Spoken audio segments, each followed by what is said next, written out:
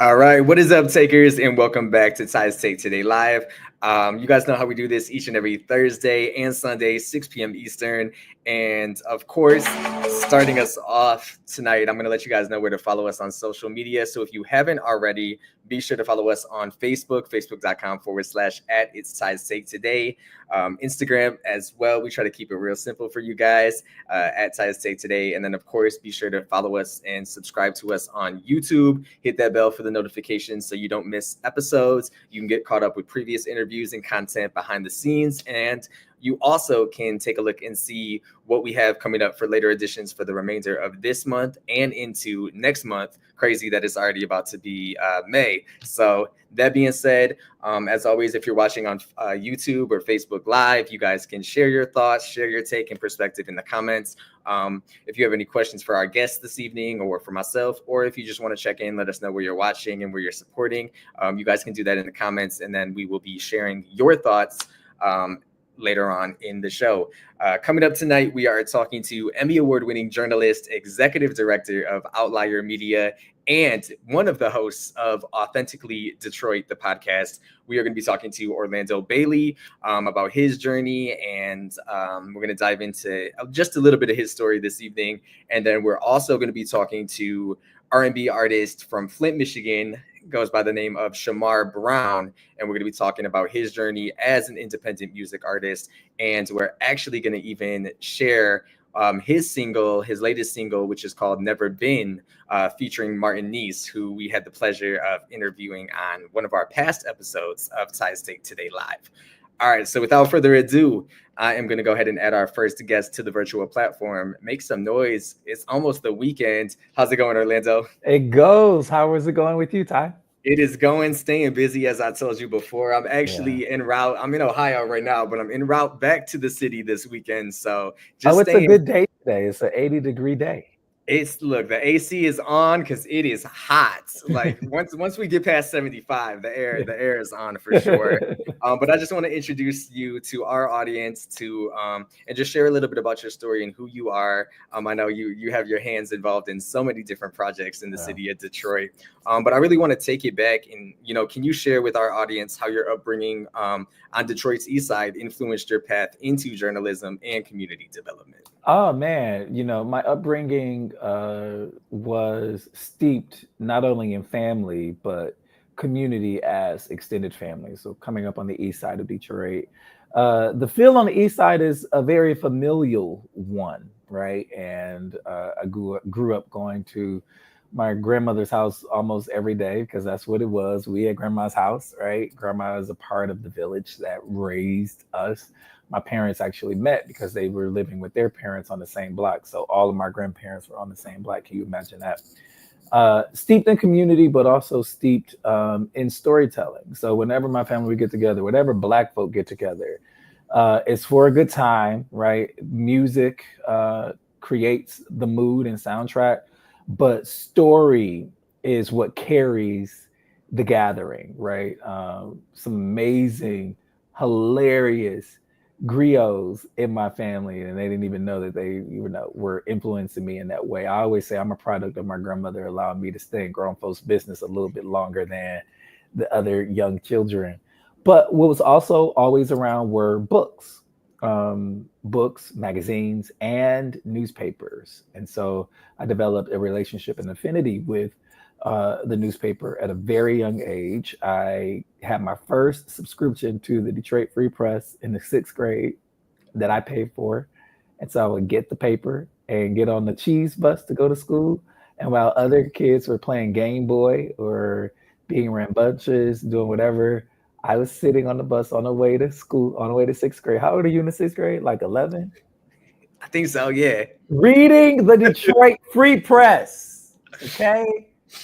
I've been on this. And so having this curiosity that my family nourished, even though it may have annoyed them sometime, matriculated into me going to Eastern Michigan for journalism and then coming home and working in the neighborhood where I grew up in, right? So I worked for a place-based community development nonprofit and use those journalistic skills to provide platforms for the residents that we were serving, right? To not only get the work done, but for us to hear how urgent the work was and is needed. And the opportunity in 2020 came for me to transition into journalism and media, and it's what I've always wanted to do, and I've not looked back since. Absolutely. Perfect segue. You know, speaking of that transition, what obstacles did you encounter, especially when, transitioning from community development to journalism? And how did you kind of navigate and overcome those obstacles or challenges? Well, I came home to a bankrupt Detroit, or a Detroit heading into what will become the largest municipal bankruptcy that this country had ever seen, number one. And so there was no real market movement or real jobs economy in the city of Detroit at that time. Everybody was struggling. Everybody was just trying to stay afloat. So I came home and couldn't get a job in journalism. And Eastside Community Network, which is a community development nonprofit, I was very familiar with ECN because I uh, had contractual relationships with ECN throughout college in the summer. But since I was 11 years old, I was a part of their youth programming as well. So I had a relationship with the CEO, and the CEO decided that she was going to hire me part time. And I wasn't making no money, but the experience was invaluable, right? And I had the opportunity to be at ECN for 8 years that had, demonstrative impact. The transition from community development to media for me was a seamless one because all of those skills, journalistic skills, community development, and community engagement skills were transferable for me.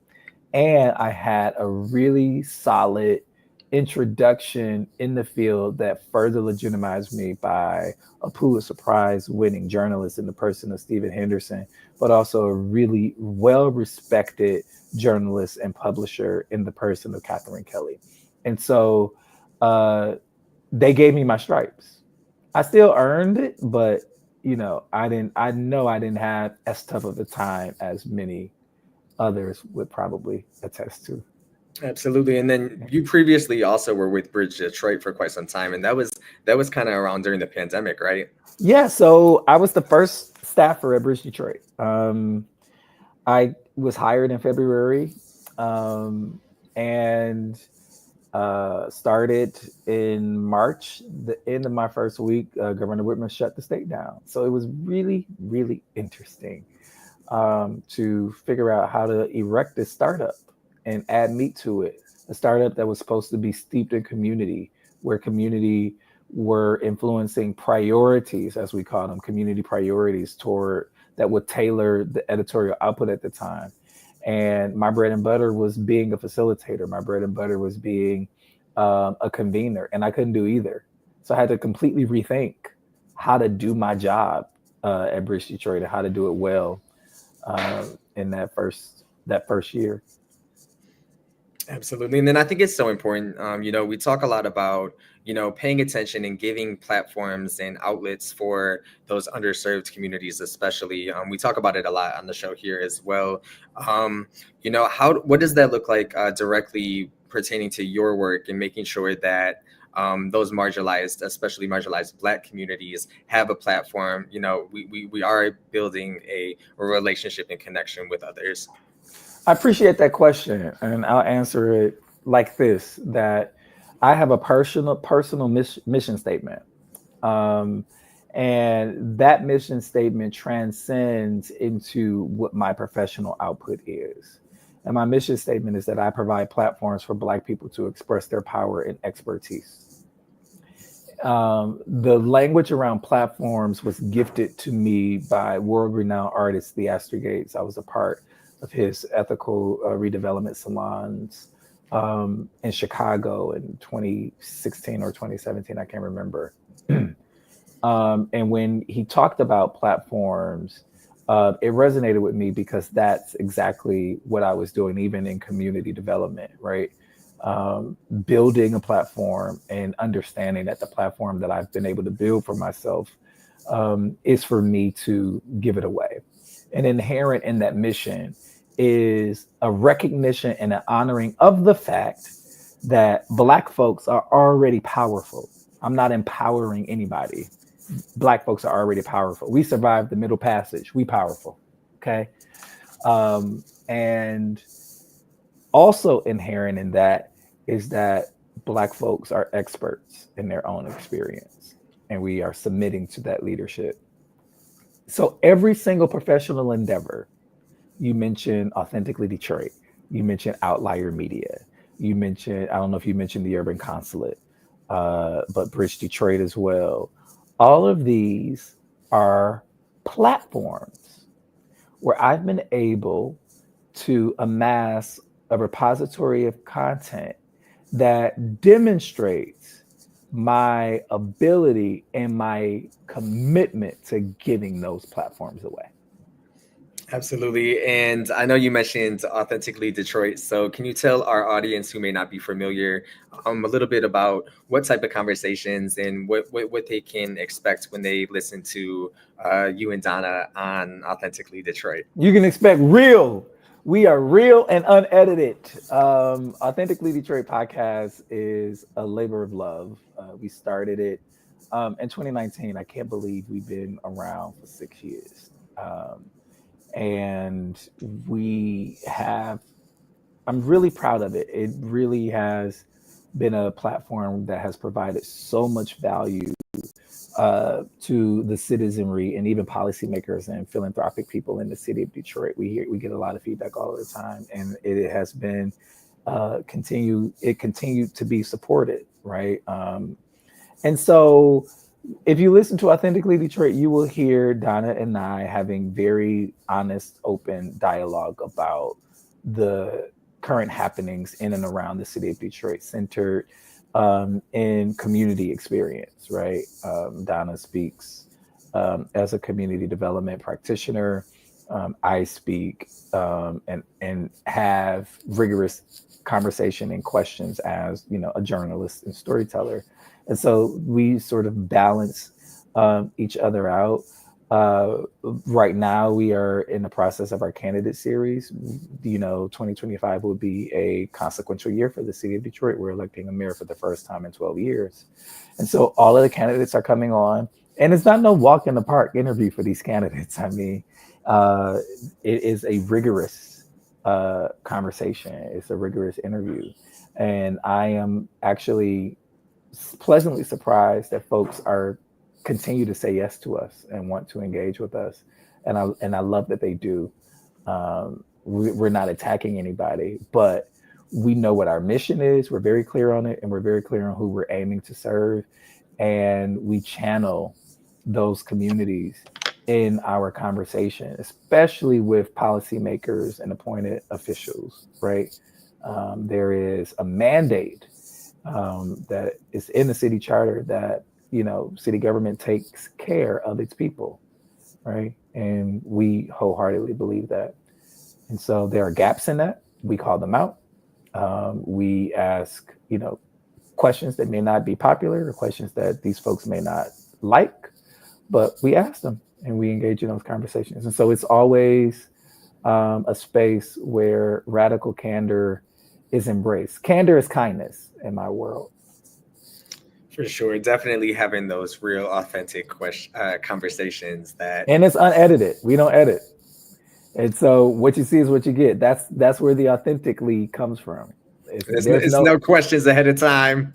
and there are no post edits. So if I say something stupid, I got to come back next week and apologize for it. For sure. And, you know, with the rapid industry, just overall in media, always evolving and changing constantly, how do you envision the future of particularly community journalism in cities such as Detroit? And what innovations, or is there anything exciting that you're looking forward to? I know election is the talk of the town right now in the city of Detroit, especially. Yeah, I mean, community journalism. Listen, I'll say this, that journalism is one of the only sectors that is enshrined in our Constitution, protected in our Constitution, the freedom of the press. Community journalism is absolutely essential for a thriving and liberated citizenry.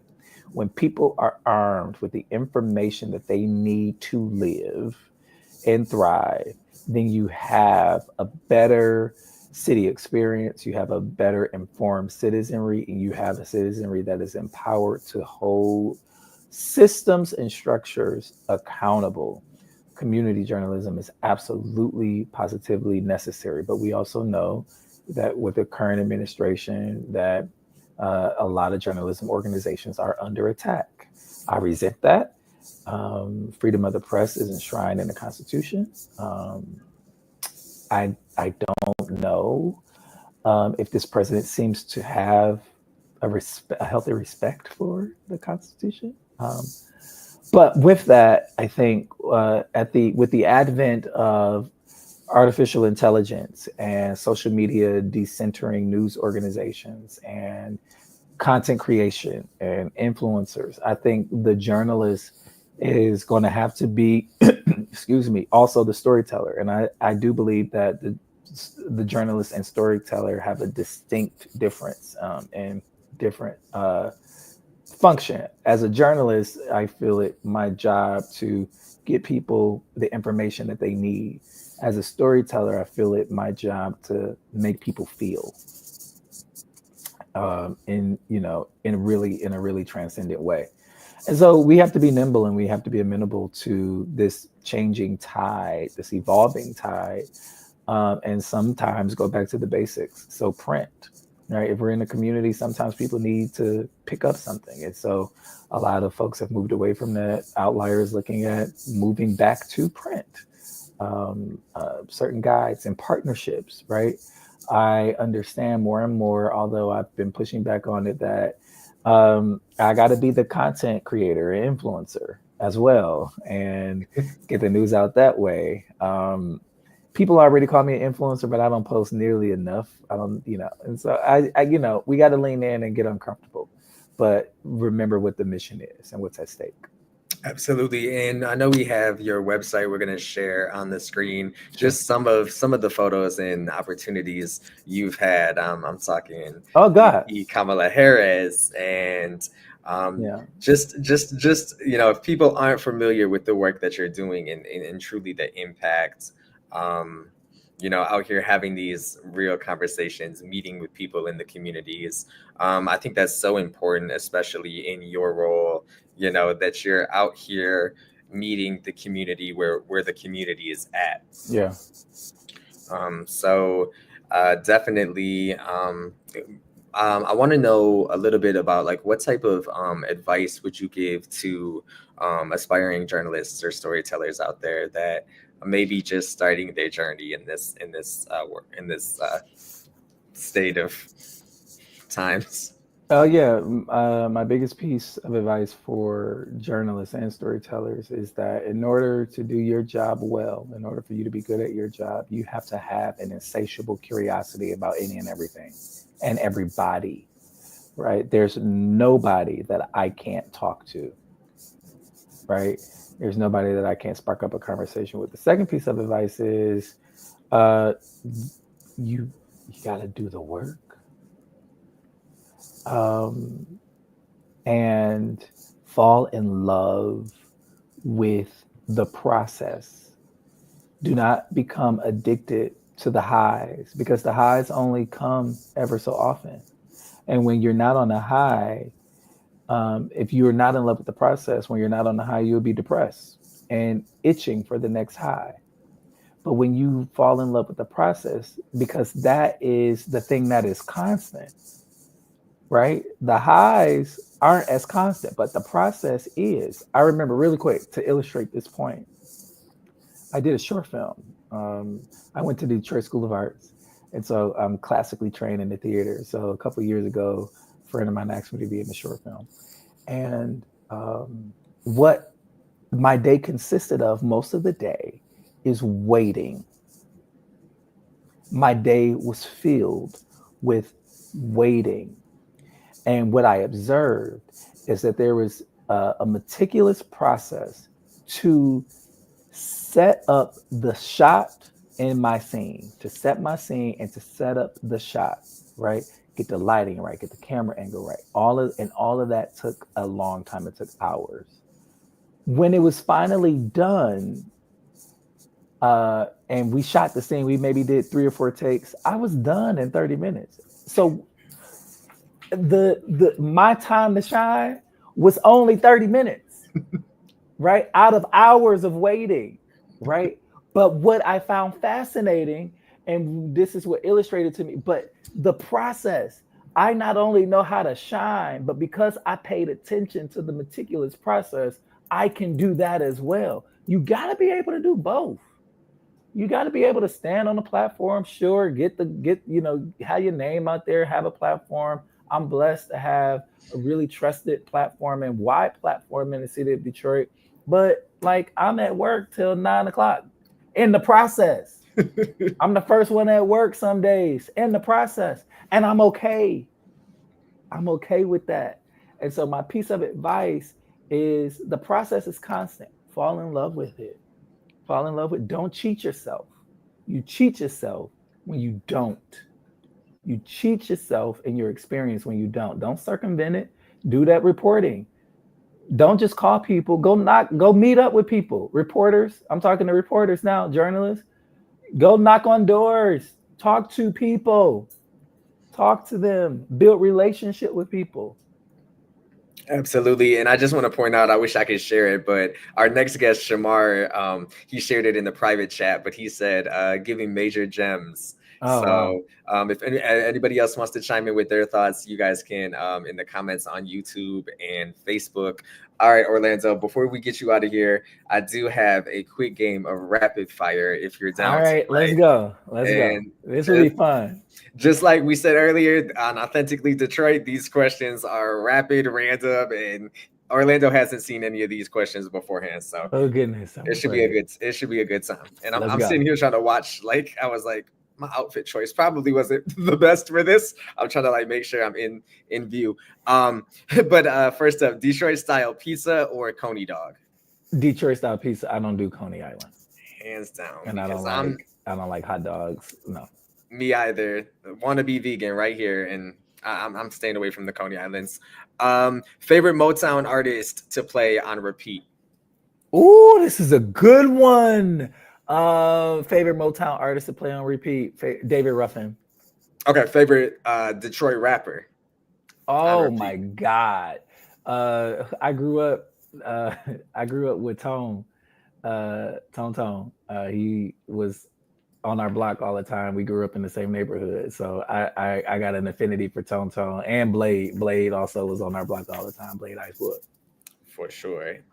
Favorite or describe your perfect Sunday in Detroit. Oh man, my perfect Sunday in Detroit. Get up, go to church, and then meander near the river at Valet, Robert Valet Park. That's my favorite part of the river walk over there. Most definitely And the in river. food, and grab some food and just walk around and enjoy the city. I love it. For sure. What's a hidden gem in Detroit that everyone should visit? Ooh, a hidden gem in the city of Detroit that everyone should visit. Oh my gosh. Okay, got it. I don't know if folks have heard of the Hush House. Uh, Baba Charles Simmons and his late wife invented the Hush House. It's a small museum with, that just consists of so much story, so much history, so much journalism. Baba Charles Simmons was also my journalism, law, and ethics professor at Eastern Michigan University, the Hush House. Hey, shout outs to EMU. Early bird or night owl? And I'm definitely gonna have to check out that spot because I haven't heard of that Yeah, until the Hush today. House is dope. I am more of an early bird. Yep, I'm up every day at 6 or before. Ooh, Mhm. more power to you. Is there any type of podcast that you're currently obsessed with right now? Aside from Oh, Authentically Detroit. I was getting ready to say, like, I'm obsessed with Authentically Detroit. Right now, what am I upset? Let me look at my phone. Gosh, because it's hard. So I love Daily Detroit. And a new season of On Being with Krista Tippett just is being released, and so I'm always obsessed with On Being. For sure. I'm gonna have to check out that one. You I'm have to very check out On Being. Yeah, I steal from her repertoire sometimes and how she frames questions. I lament around framing of questions. I like that. I'm gonna check it out. I'm definitely Daily Detroit is definitely Yeah, you guys Authentically Detroit and Daily Detroit yeah. are on my top Spotify And we're friends. We love them. Yeah. for sure, supporting one another. If you could interview any historical figure from Detroit, who would it be? Um, an historical figure that's from Detroit. Uh, I idolize. So can I do two? Yeah, Just you can do do two. both. I idolize David Ruffin. Just his style. Like I think he's a style icon and a really good singer. So I would want to talk to him. And the other person I would want to talk to, I think I would really enjoy a conversation with uh, John Conyers, Definitely. I former think congressman. Especially like I want to talk to 1960s John Conyers. You know, for sure, for sure. Closing us out, one word to describe your journey so far. storied. It's been a storied journey. And so many more stories to come. I know we talked about elections heating up in the city. Where go ahead and let everybody know where they can follow you, where they can listen to you, where they can connect with you. Aside from the election, if there's any other projects that you're currently looking forward to forthcoming. Sure. So we want you to hit us up at outliermedia.org. Please support. We're also on Blue Sky. We're on Instagram. We're on TikTok, and we're on Facebook. Again, that's Outlier Media. Follow my podcast, Authentically Detroit. We are on wherever platform you get your podcast on. We're on Apple Podcasts, Spotify, everywhere, and we're on all of the socials. Also, we have a series coming up later on this year on Urban Consulate. Urban Consulate is a space where I convene people to have critical conversations about cities. And so we want you to be on the lookout for that. You can also follow me, Orlando P. Bailey, on all of social. I'm on Facebook, Instagram, and Twitter, and Blue Sky. And you can also, if you want to learn more just about me, the person, you can visit my personal website at orlandopbailey.com. Absolutely. Orlando, I just want to give you your flowers in recognition to you out here and all the work that you're doing. So I want to say thank you for the work that you're doing in the community, as well as giving us some of your time this evening. I'm definitely going to be in contact with you because I'm ready to take my experience to the next level in this industry. So I just want to say thank you again for joining us tonight. It's my pleasure. Thank you. Absolutely. You guys are watching Ty's Take Today live. That was Emmy Award-winning journalist, executive director of Outlier Media, and host of the Authentically Detroit podcast, Orlando P. Bailey. Be sure to follow and listen to his podcast wherever you stream your podcasts, as well as we'll put all of Orlando's contact information in the caption and description of this video. That being said, we are going to welcome our next guest to the virtual platform. Bear with me just a moment as we add Shamar. Thank you so much for joining us this evening. And I think Shamar, there we go. How's it going? Absolutely. How's it going? Thank you so much for joining us. I really just want to dive right in and share with our audience a little bit about yourself. And I know you're originally from Flint, Michigan, right? Yeah. Awesome. So I want to talk a little bit about, with Flint having such a deep musical and cultural history, how did you growing up, shape that identity as an artist, and what moment in your life did you realize that music was your passion and that's the career that you wanted to be in? I think I really found my passion in music like at an early age. Like I can remember like being like 2 or 5. Music is something that's deep in my family, especially on my father's side. So it's like we always joke and say like it's in our vein, like it's in our veins. It's a bloodline thing. Like I kid you not, like I can sing, my sisters can sing, my grandma can sing, my auntie can sing, my cousins can sing. Like we all dabble in some type of like music, whereas if it's like engineering or producing or singing or songwriting. So I guess I kind of like picked up the bug at an early age. I can just remember writing a song. I think I was like 10, 12, like just a whole song, like naturally. So I just say it was something that was just like gifted to me, you know. Absolutely. And then I know, you've even sung in church choirs and performed at talent shows. How did those early experiences early on in your life influence the artist that you are today? I think it influenced me by just like I kind of like put everything as like in sports. So doing choir and stuff like that, it kind of taught me how to like gather a crowd and make a crowd feel some type of way with the way I sing or how I do certain things, like how to move crowds and stuff. So I can say like talent shows and doing showcases in church was kind of like practice to me. So like every time I get the chance to do it, or I have a solo at church, or somebody called me for a show, it's kind of like, all right, this is my opportunity to improve more, every performance. Absolutely. And for you, which artists, past or present, do you credit as like your biggest musical inspirations, and why, or how did these artists influence you as an artist yourself? Well, I think I don't have like a specific artist. Like I listen to a lot of music, and I'm not just talking about like in the R&B sector. I mean, like I listen to country, rock, um, jazz.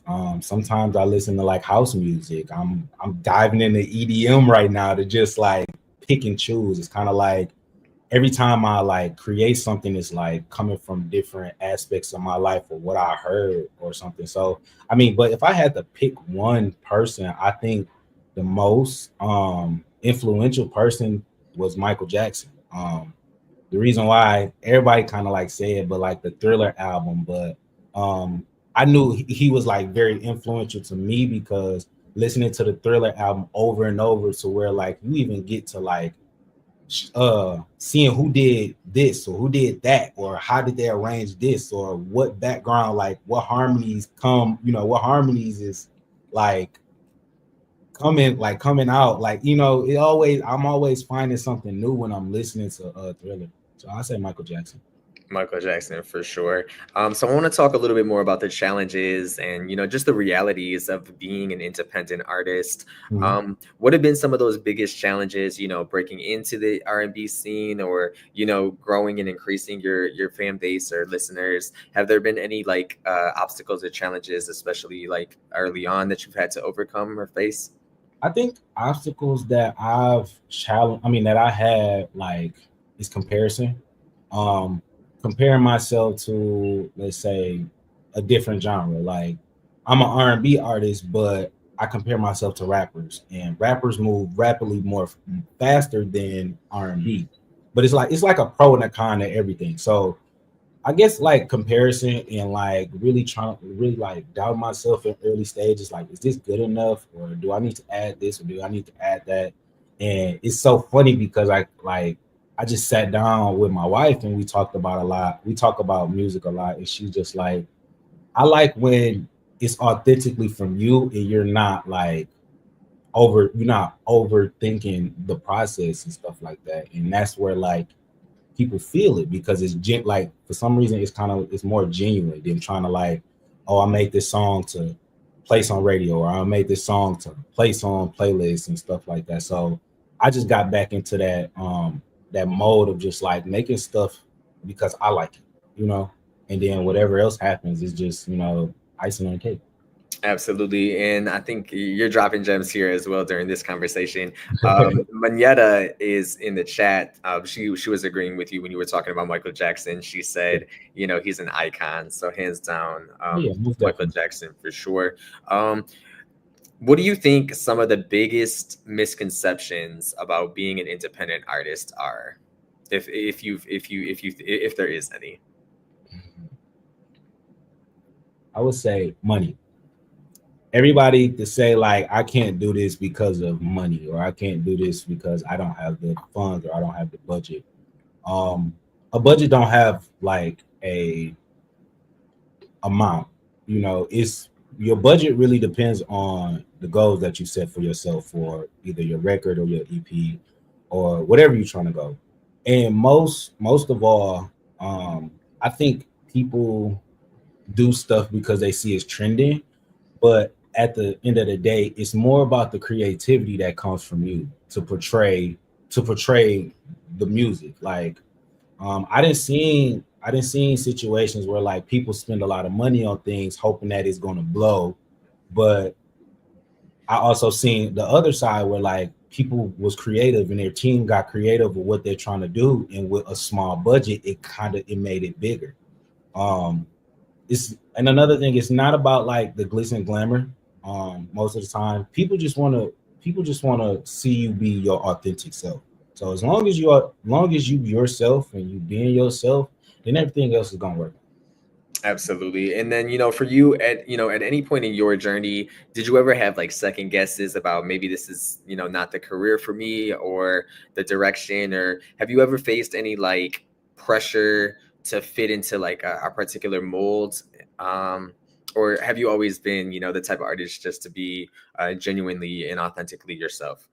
I say like a couple years back, I was trying to put myself into a mold of what I thought was right in the R&B sector, like especially like as a male R&B artist. I don't care what nobody say. I feel like being a male R&B artist is way harder than being a female R&B artist.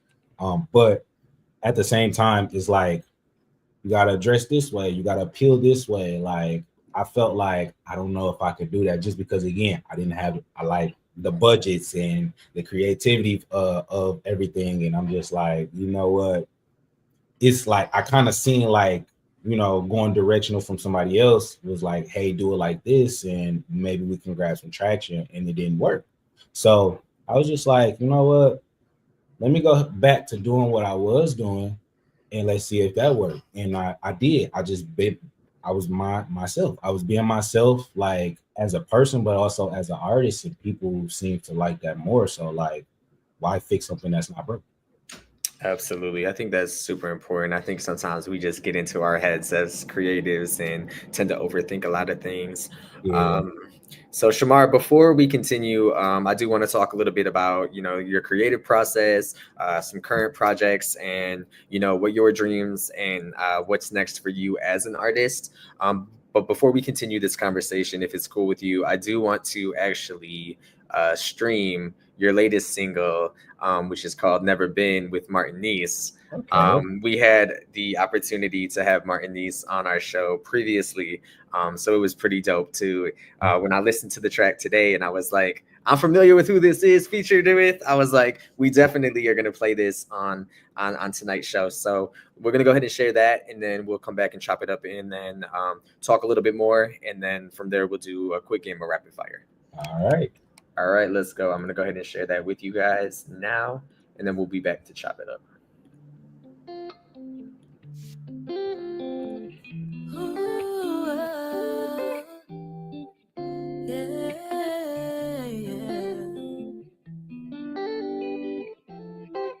Your love's amazing, baby.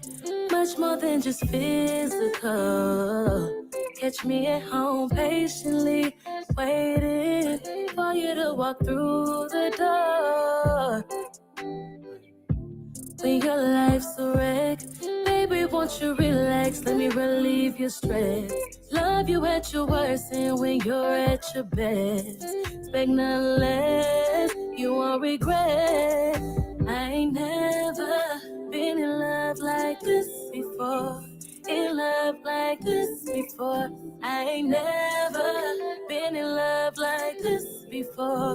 In love like this before. I just wanna tell the truth, baby, I'm honest. I ain't never been until I met you, boy. Bring the best of me.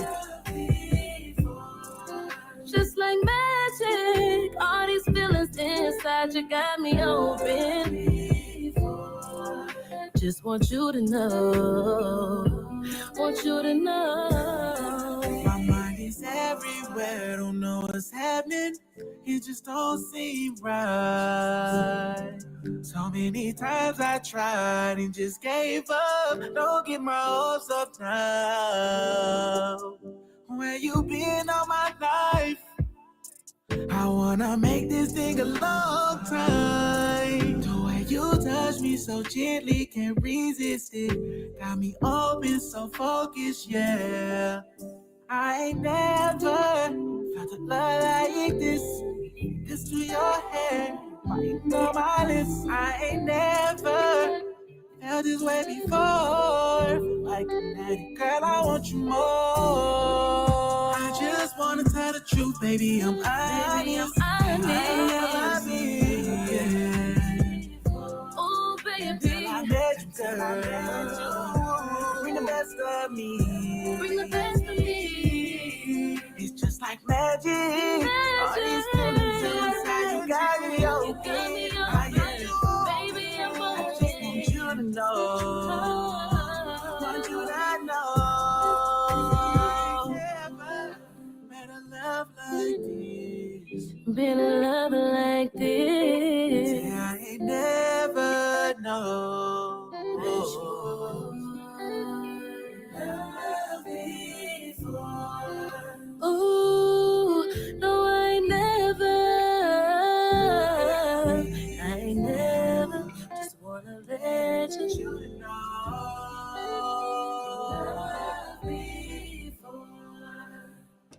All right, welcome back to Tides Take Today Live. That was Never Been with our guest right now, Shamar Brown. That single featuring Martiniece. So shout outs to you guys. And real quick, we usually share the comments at the end of the show, but I'm gonna go ahead and chime in real quick.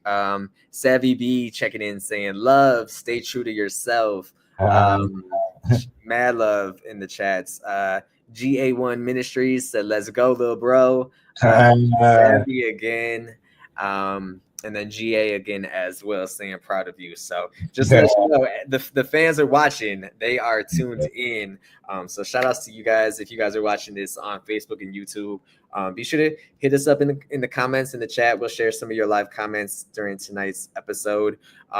So I want to talk a little bit about Never Been and what was the story or inspiration behind the single that we just heard?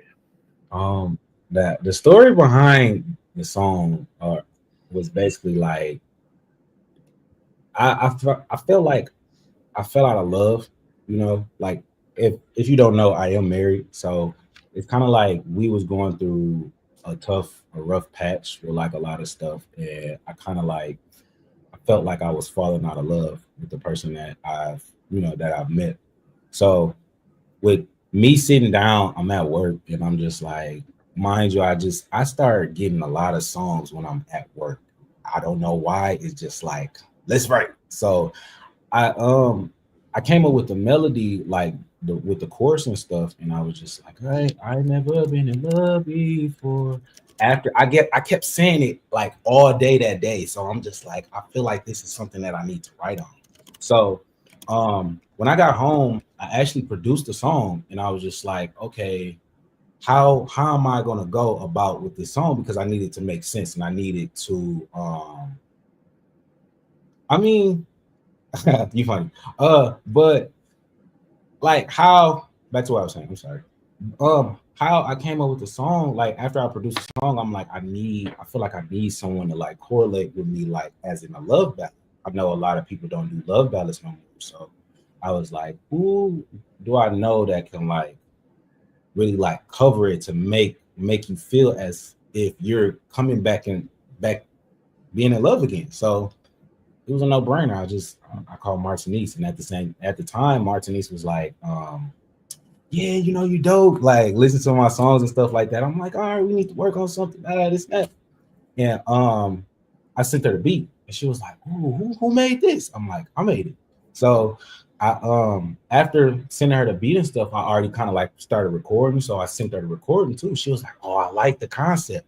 So she actually came to my house because I record out of my house, and she was like, we just kept talking back and forth. Like I usually start my songs just having conversations with people. I feel like having conversations, making songs, it shows like this is real. Like this is something that's like was really talked about instead of just writing it like, hey, do this part, do that part. So once I did it and we started talking about it, I'm just like she did the first time. She was like, I don't know. I said, no, I need you to sing as if you like never been in love before. Like you found that one person that you just cannot stop thinking about. We got to portray it like this. If not, it's not gonna work. She's like, all right, cool. So she started singing and stuff like that. And then I got excited. I'm like, that's it. That is it. So once we got it and stuff like that, I sent it over to my engineer, Benjamin Bryant, that works at 3525. And he was like, yeah, this one of them. Like, I like this song. Like, it's a nice song. So without no further ado, we put it out and it did what it did. So that's how we made it. Absolutely incredible. You guys both very extremely talented. Let's talk a little bit more about, are there any current projects that you're currently working on, and where do you see yourself, just a year from now, musically or even personally? A year from now, I see myself, obviously with a bigger audience, but an audience that actually means something to me. Like at first, when I started doing music, I was like, I want to have a big fan base, millions of people, screaming my name, 10,000 people. And then as I got older and started learning, I'm like, it's cool to have that, but like, I really want fans that I can really talk to. I want fans that's gonna ride for me, and listen to my music and be like, I felt that. Like it changed the way I feel about people. Because like in today's age, especially when you like 20 something, it's always problematic between the sexes. So I'm just like, all right, what happened to like love music? Like what happened to like loving each other? That's how I grew up. So I just really want a fan base like that. And I know a year from now,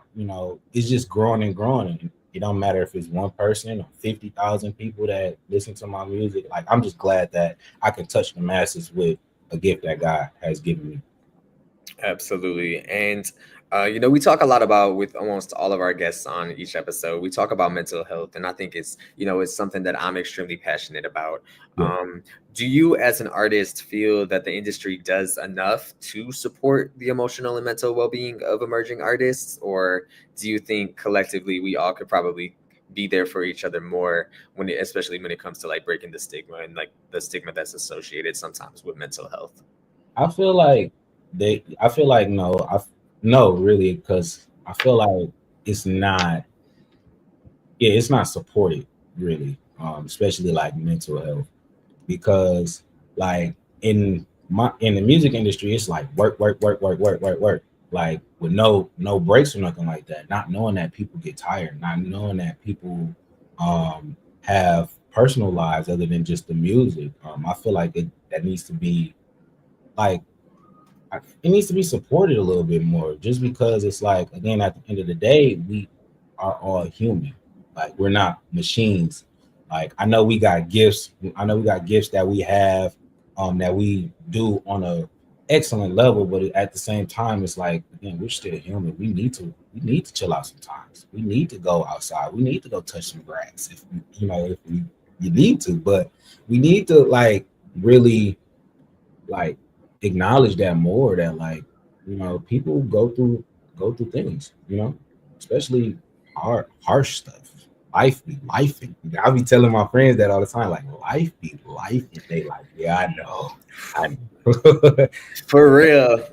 Life be life. And I feel like that's definitely been the anthem lately, especially. So before we get out of here, of course, I have a rapid fire game for you. Up first, studio session or live performance? Live performance. For sure. And then Flint Coney or Detroit Coney? I'm gonna go back home. With a Flint Coney. It's simple, but let's say it's 2:00 in the morning, you got out of a studio session, you can go grab one of them real quick until you get home. I'm gonna go with a Flint Coney. Most definitely. So late night writing or early morning recording? Late night writing. It's very rare that I like record in the morning, you know. So yeah, late night. For sure, for sure. Savvy B saying Detroit Coney. Ah, she funny. 90s R&B or 2000s R&B? 90s, 90s R&B. It's more it's more substance. Um, it makes you feel something. Like it makes you feel like you was in the studio with them. Um, I mean, I know one album that like I can play over and over, and I feel like I'm in the same session with them is New Edition.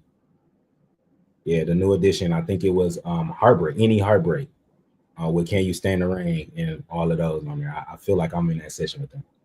Most definitely, definitely one of my favorites. Can You Stand the Rain for sure. Yeah. Who's more your vibe, Usher, Chris Brown, or somebody else altogether? CB. I like Chris Brown. I like Chris Brown a lot. I mean, I grew up on Chris Brown. When he was like 16, I think I was like, I don't know, 5, 6, 5, 6, 7 now. But no, I grew up on CB. I like how he just developed over time and created something that like a lot of people, just grew up with. Like a lot of his fans is my age or older, So yes, I'm gonna go with CB. The chat going in for sure.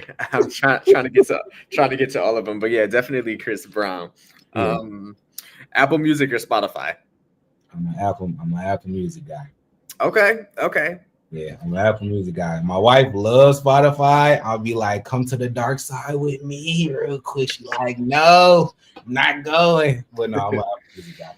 For sure. And then lastly, if you could collaborate with any artist, present or past, who would you pick? The great Stevie Wonder. Not just to record, but to pick his brain. I don't know. It's something about Stevie Wonder too. A lot of people create him, a lot of people don't. But like Stevie Wonder made some great music. It's still like that's still getting resampled to this day. So yeah, I say Stevie Wonder. For sure. Shamar, go ahead and let everybody know where to follow you, where to stream your music. We're gonna also post it on the screen as well. But go ahead and let everybody know where to follow you at on social media. Guys, y'all can follow me on all social media at I am Shamar Brown, Instagram, TikTok, Facebook, X. I'm on YouTube as Shamar Brown also. All my music is under the same name, Shamar Brown. Not hard to find. So it's Shamar Brown. Everything. Absolutely. And then then of course be sure to stream all of your music, Spotify, Apple Music, YouTube, where basically wherever you get your music is where you can find Shamar. I just want to say thank you so much for joining us this evening and giving us a little bit of your time. And then we'll, of course, be sure to share all of your contacts and social medias in the description of this video as well. All right. Thank you. Absolutely. Music artist Shamar Brown, thank you so much again for joining us. All right. Peace out, y'all. All right, this has been Ties State Today Live. Y'all already know, Run Them Numbers Up is right, GA1 Ministries. So we just spoke to Shamar Brown, R&B music artist from Flint, Michigan, and he let us know which Coney he prefers. And if y'all are fans of Coney, I personally am not, because I'm trying really hard since January to be like a half vegan, but eventually go into a full-time vegan. So no Coneys for me, but I'm talking plant-based chicken tenders for the win. So if y'all have a vegan restaurant, whether it's in Detroit or Ohio, let me know where I need to go. And then of course I want to say shout outs to everybody in the comments checking in with us. We'll be sure to go ahead and include all of tonight's guests information in the description of this video. And then of course, before we get out of here, I've been doing this every episode since the end of February. I'm going to continue to be doing the episode as well, and dedicating it to my mom. So for those of you that may not know or may not follow me on social media, she's been in the hospital since February 28th. And I just want to say this episode and all of my previous episodes from February all the way through until she makes a full recovery, is being dedicated to this amazing woman and my world, my rock, my everything. And she would be in the chats right now. She's always sharing all of my content, all of my interviews on social media. So I'm looking forward to being able to catch up and spend hours watching all of our episodes together. So Mom, I love you. You are one of the strongest individuals that I know, and I know that you're going to make a full recovery. So I just want to say thank you to everyone that's been checking in, checking on me, checking on my family, making sure that we're doing well. It is much appreciated. Prayers up. Keep those prayers coming. And shout outs in the chats. Yes, there's a Detroit vegan Coney for you as well. I think I've heard about it, so I'm going to check it out. Praying for your mom as well. Thank you. I really do appreciate it. The power of prayer is so powerful. So I really do believe, and she's going to make a full recovery, and that's what matters. That's going to do it for this edition. Of course, once again, shout outs to music artist Shamar Brown, also Emmy award-winning journalist, executive director of Outlier Media, and host of Authentically Detroit, Orlando Bailey.